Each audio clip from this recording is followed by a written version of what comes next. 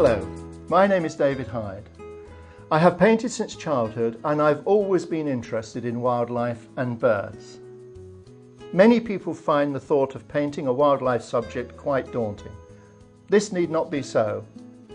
I would like to show you how to paint a complete wildlife picture using a series of simple step-by-step stages.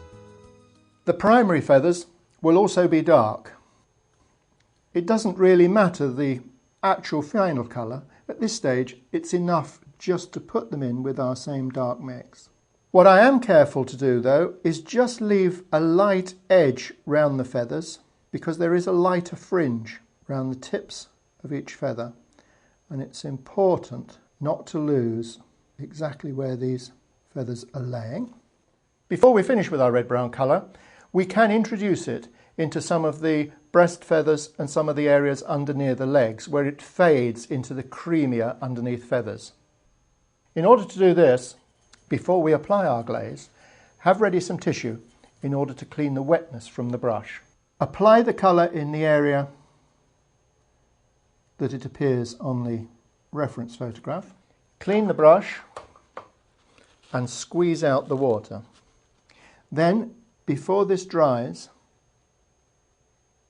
break the hard edge that's formed and just softly blend it out over the dry white paint and eye.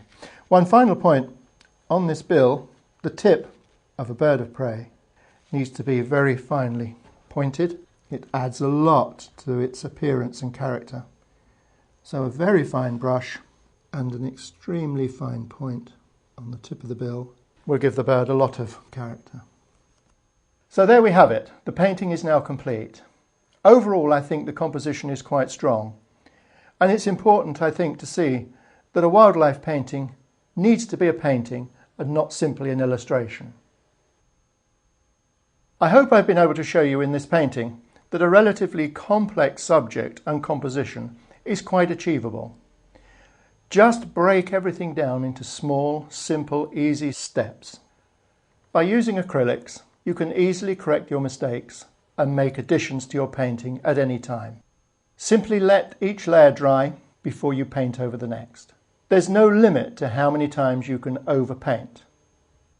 So take your time, make constant use of your reference material, but above all, enjoy your painting. Painting wildlife is tremendously satisfying.